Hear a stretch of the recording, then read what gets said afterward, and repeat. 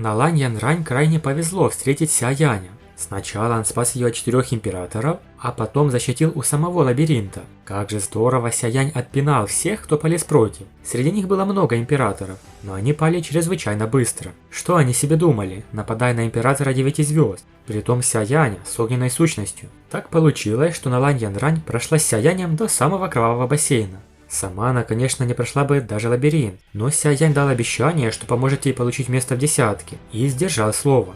Но сначала им нужно пройти это тяжелейшее испытание – атаку мышиной звуковой волны. Далеко не каждый император справится, поскольку звуковая волна золотых мышей может игнорировать любой барьер доуци. Как только она проникнет в голову, то человек ощутит огромное давление. Ся Янь сразу же подумал о своей акустической технике – лигриный рёв. Еще более важен тот факт, что Ся Янь поглотил пилюлю дракона Инь-Янь 7-го ранга, когда только прибыл в регион Черного края.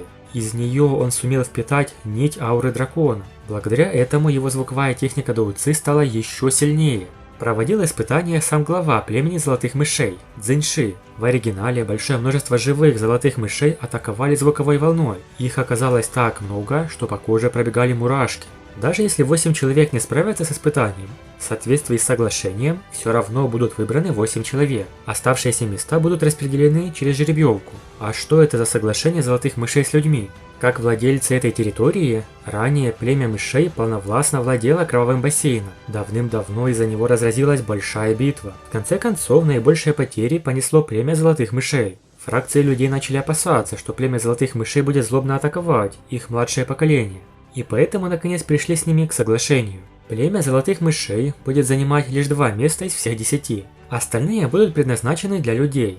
Первые 2 человека, попробовавшие подняться вверх, потерпели неудачу. Они были сброшены вниз сильной звуковой волной. Согласно оригиналу, следом пошло сразу 4 человека, но им не помогло даже использование звуковых техник. Применяемая ими звуковая волна не только не могла достигнуть построения зверей, но и полностью сводилась на нет звуковой волной золотых мышей. Таких людей было много.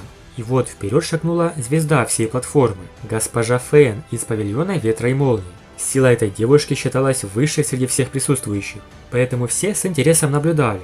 Если даже она не прорвется через такую преграду, скорее всего, никто из присутствующих не сможет. Но на удивление она справилась очень легко, опираясь на свою скорость. Она тут же превратилась в серебряный луч, который на огромной скорости полетел к вершине горы. Звуковая волна с трудом догоняла госпожу Фэн. По сути, Ся Янь мог бы поступить так же, с техникой 3000 молниеносных шагов, но не будем забывать, что он должен помочь Налань Янрань и вдвоем достичь вершины. Тан Ин, Ван Чэнь и Му Цинлуань из 3 других павильонов справились не хуже. Все-таки 4 павильона подготовили талантливых экспертов. Но особенно Ся Яня заинтересовала Му Цинлуань из павильона Падающей Звезды. Все дело в том, что ее учителем является почтенный Фэн, давний друг Ялао. Ся Янь дико обрадовался. Наконец ему удалось раздобыть хоть какие-то новости о почтенном Фэне. Если все окажется, как и говорил Ялао, то он сможет получить его поддержку и больше не будет один на центральных равнинах. В трейлере показано, что Му Цинлуань использовала звуковую технику. Ее мягкие звуковые волны словно рассеивали атаки мышей. Спустя 10 минут она уже стояла на вершине горы. Ну и теперь настала очередь Ся Яня и Налань Янрань. Скажу сразу, их подъем вверх был самым интересным и необычным. Как известно, чем больше людей пытаются одновременно прорваться через звуковое построение, тем труднее его преодолеть. Налань Янрань серьезно сказала Ся Яню, чтобы тот шел сам, без нее, иначе она просто потянет его вниз. Но Ся Янь твердо решил помочь Налань Янрань получить место в кровавом бассейне. Ся Янь пошел первым, а Налань Янрань просто шла за ним. С самого начала испытания никто не смог пройти контрольно-пропускной пункт в группе из 2 и более человек.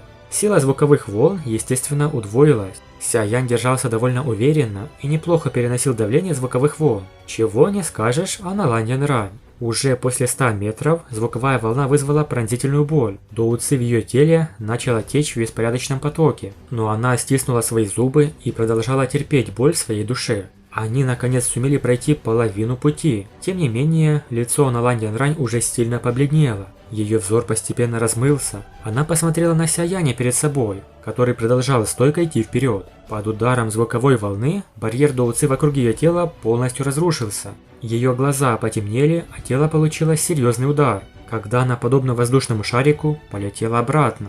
«Прости, я сделала все, что смогла». Но не успела она упасть на платформу, как раздался громовой звук. Ся Янь раскрошился звуковыми волнами. В следующий миг он уже находился рядом с Налань Янрань. Он поймал ее и взял на руки. Вместе с Налань Янрань Ся Янь взлетел в воздух и широко открыл рот. Рев. Громоподобный рев льва и тигра раздался в небе. Страшнейшие звуковые волны наполнили все пространство. В нем содержался рев дракона. Этому реву дракона не могла подражать техника Доуци. Только уникальные волшебные звери с драконьей родословной могли выпускать его.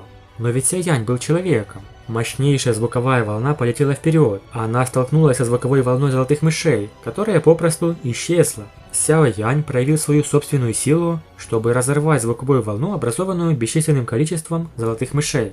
Таким образом, он сам справился с испытанием и помог Налань Янрань. Момент будет крайне эпичный. Только недавно увидел, но большое спасибо за огромнейший донат Анониму, а также Свинторез. Очень приятно. Ну и всем большое спасибо за просмотр. Напишите в комментариях, как вам такой сюрприз от Ся Яня в виде рева дракона. Подписывайтесь на канал и всем пока.